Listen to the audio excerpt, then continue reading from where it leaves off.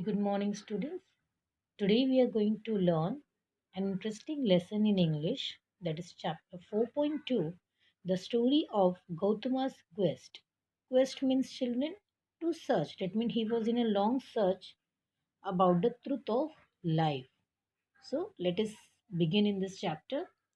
And children, most of us have already heard about Gautama Buddha and his good deeds. So, in this chapter also, there is a short description of his journey of life, his action, and emotion. Okay. So, but children, before starting the chapter, I would like to say, children, today we are going to finish with assignment number 1, that is textbook page number 83. And in the next class, we will be doing assignment 2, textbook pages 84 and 85. Okay. Now, just remove your textbook page number 83, and I'm reading the first paragraph. Gautama the Buddha was born over 2500 years ago as Prince Siddhartha. He was the son of a king, Raja Shuddhodana. Now, Gautama Buddha, when he was born over 2500 years ago as Prince Siddhartha, and he was the son of King Raja Shuddhodana. Means Raja Shuddhodana, he was a king and named his son Prince Siddhartha, and everyone in the palaces was celebrating the birth of Prince Siddhartha. He was born on the sacred day. Sacred day means on that day it was something a special religious day, that was Vaishak Purnima at Lumbini. Lumbini, it's in Nepal. It's the name of a place and it's in Nepal.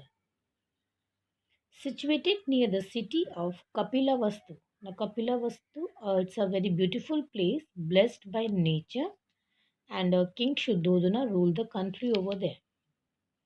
His mother, Maya Devi, passed away. Now, after his birth, his mother died shortly after his birth. He was prophesied. Prophesied means said what would happen in the future. At his birth, that the infant would grow to be either a great Chakravarti or an emperor or a sannyasi. Or unicate. Unicate means a person who gives up all the pleasure of a life for a reason, who would bring comfort to thousands of the lost souls. So when Prince Siddhartha was a young boy, wise saint prophesied that the boy would become a great king or either a great spiritual leader. The king was determined to prevent his beloved son from renouncing the world. Renouncing means, children,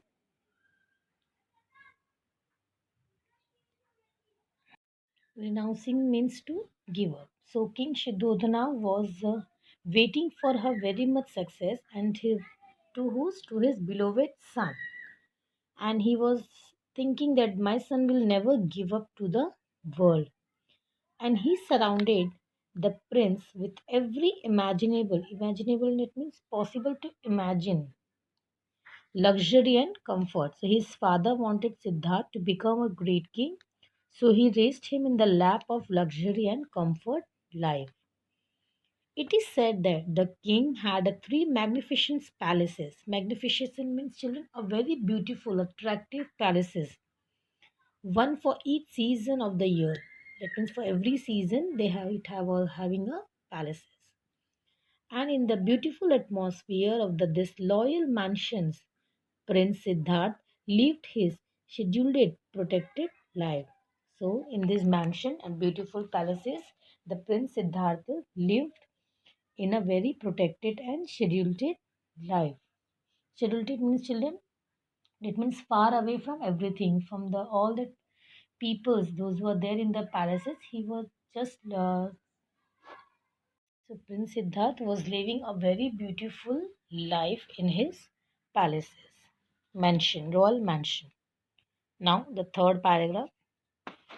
In good time, the prince was married to one of the most beautiful girls of the realm. Realm means children kingdom. So, in a very good time, he married to a one beautiful girl in his kingdom, Princess Yashodhara. The name of the princess was Yashodhara. That means she was a beautiful daughter of a nobleman. the daughter of the Kulyana king. Soon a son, Rahul, was born to them. Now, soon a son, the Rahul was born to them. That means the son of Siddhartha and Yashodhara.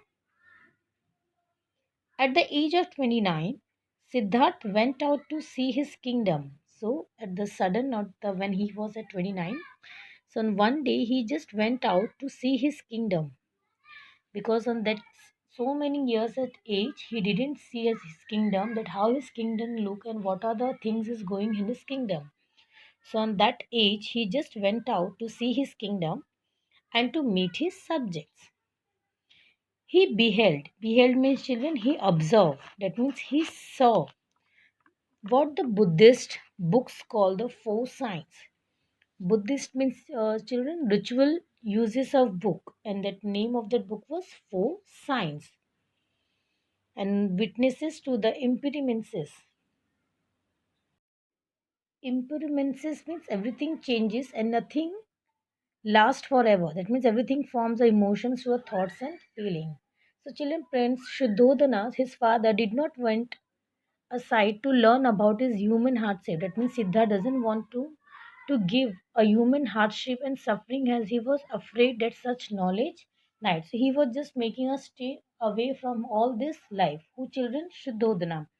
So when he went one day, when he was at 29, he just went out to see his kingdom, and what he saw, a fourth sign of Buddhist books, and which was that he saw an old man, a diseased man, a dead man, and a monk. Monk means children, a member of a religious group of man who live in a special building but do not get married or have position. That means in Hindi we can say as a sannyas. That means he don't have any religious nothing. He just live alone, and he does do not get married or he do not have any positions. That is called as a monk person.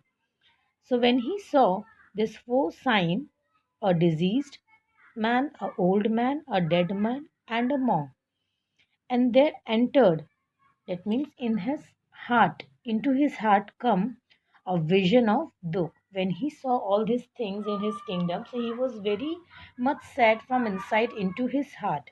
And one vision came from inside, that was a Dukh. The world's sorrow. World sorrow means a deep sadness came into his heart. What is the way out of the world sorrow? Now he was very much hurt, he was very much sad, and he was thinking that what is the thing, what is the way, that the way the person should come out from this all this problem, what are the things, what are the sadness. So he asked himself repeatedly. So he's just asking repeatedly in his mind. So what are the things? The persons are very much diseased. So many persons are peoples are very much old, and so many persons are having died. So what are the reason behind that? So repeatedly it was just coming in his mind. Whose mind, children? Prince Siddharth. The unanswerable question led him to renounce worldly life. So, but when he was asking the questions to his mind, but no answer, the unanswerable answers, unanswerable questions is coming from his mind. Nothing is coming from his mind. So, what he has done, he live his life, leave his wife and son, and set out in the quest of the truth of life. So, one day, what he did, he just leave all his family, that means his wife and son, and he went for a search about the truth of life. So this we have seen in this first page about the Prince Siddharth's protected life. So the king, how was he? The king surrounded Prince Siddharth with very imaginable and luxury and comfort life, and the king had three magnificent palaces, and the prince lived a scheduled and protected life in the royal mansion and the beautiful atmosphere of this mansion. And children, at the age of 29, Siddharth went out to see his kingdom and meet his subject. What was the subject? The four signs that the Prince Siddharth saw. That means he had observed what? An old man, a diseased man, a dead man, and a monk. So these four signs were witnesses to the imprints of the world. And after seeing them, the prince wondered that what are the cause of sorrow was. What are the sadness of all this thing? He was wondering into his mind, and if there was a way out of it, it is if there is a way out to remove all this thing from this world. So one day he just left from his palaces and he leave his wife and his son and went out to for the search of truth of life. Okay, now in the next class we will see that what are the search and what are the difficulties he faced when he went to search about the truth of life. Okay, okay children, now let us see the meaning of page number 83. First one, prophesy means said what would happen in the future. That means that one astrologer had decided that what would happen in the futures of Prince Siddharth life. Second one, arunicate means a person who gives up all the pleasures of life for a reason. Third one, imaginable means possible to imagine. Now here it was possible to imagine that how a very luxury and comfort life that Prince Suddhodana has given to his son, to whom Prince Siddharth scheduled it means isolated. It means far away from everything. That means Prince Siddharth was far away from his kingdom. That what are the things, what is happening. So he was far away from everything. Realm means kingdom. Beheld means saw. Eighth one, monk. Monk means a religious man who gives up all luxuries and life and live apart from others. Ninth one, vision means an idea or mental picture. Tenth one, renounce means give up. And the last one, 11th one, guest means search. Okay. A very good morning, students. Children, in the last class in English, we had started a new chapter, that is 4.2, the story of Gautama's quest. So, in that class, children, what we had learned? We had learned about the Prince Siddhartha's protected life. So, how was the Prince Siddhartha's protected life, children? Okay, who was Prince Siddhartha, children? He was the son of the king Shuddhodana. And who is the mother of Gautama? That means Prince Siddhartha. Yes, it's Maya Devi. Okay, now how was his protected life? The king surrounded Prince Siddharth with every imaginable luxury and comfort life. And the king had three magnificent palaces, and the prince lived a very protected life in a beautiful atmosphere of this mansion. So, and what was the four signs that Prince Siddharth beheld? Yes, an old man, a diseased man, a dead man, and a monk. And while seeing, when he saw all these things has entered into his heart like a mental pictures. So what he has decided one day, so he had and the answers, the questions repeatedly coming himself in his mind, but the no answers is coming from his mind. So one day, to find the solution of this question, so he left his wife and son and set out in search of the truth of life. Okay, so the whole things we had learned in the previous class. Now let's see, children, that what was the things, that how he had find his queries, that how the he has find his solution of the question. Okay, now open your textbook, page number 80. I'm reading the paragraph. The story of Gautama's quest that ends in illumination and attainment of nirvana is one of the most moving tales of our time. So, what are the Gautama's guest children? The understanding, whatever the achievement he has got, he had just giving up all his personal desires and moving up the tales of our time. Nirvana means, children, the state of peace and happiness that a person achieves after giving up all personal desire. The same thing he has done. After 6 years, did Gautama practice intense asceticism? Asceticism means, children, simple and strict way of living for religious reason. So for 6 years, he practiced to be live in a simple and strict way, like a religious people live. for several days in succession. Succession means one after the other.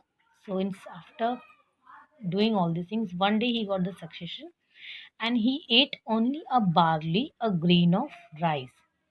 His strong athletic body was reduced to a bag of bones. So his athletic body, how the body was strong, the why it has reduces and it has become like a bag of bones. But it served no purpose. But it has no purpose. The Buddha then scattered a handful of grass on the ground beneath the Bodhi tree. Scattered means spread over a large area or happening several times during a period. So he was just spread all over this area of the when he saw the grass and he just sat down on the ground and beneath the Bodhi tree and formed a seat for himself. So finally he got a seat for himself where children near the Bodhi tree. I care not if my skin and nerves and bones decay. Decay means get slowly destroyed. So he was not care about his skins and nerves and bones, whether then too it has destroyed. He thought that who children Gautama, what he thought, I care not if my life blood dries. I shall not give up until I attain to enlightenment. So he was not giving up what he wants to do, but only whatever the achievement, whatever the thoughts he has had in this mind, he wants to fulfill that first. What divine willpower in these words, and what may not a man achieve if he would wake up his willpower? So, what he's telling, a man would not achieve if he would wake up his willpower. It is said that he saw a vision which contained a message from him. It acts as a spiritual stimulant. Stimulant means energy, something that encourages and gives you energy to him. So what were the words that gives energy to Gautama Buddha children? Just see in your textbook, page number 85. These words give more energy to Gautama Buddha to find the solution. That means to become like a enlightenment. Tune the sitar neither low nor high. Now, suggest an example. If you will take a sitar, the tune of the sitar is neither low or neither high, isn't it? But the string overstretch breaks. So when we overstretch the string, it will be breaks, and the music's die.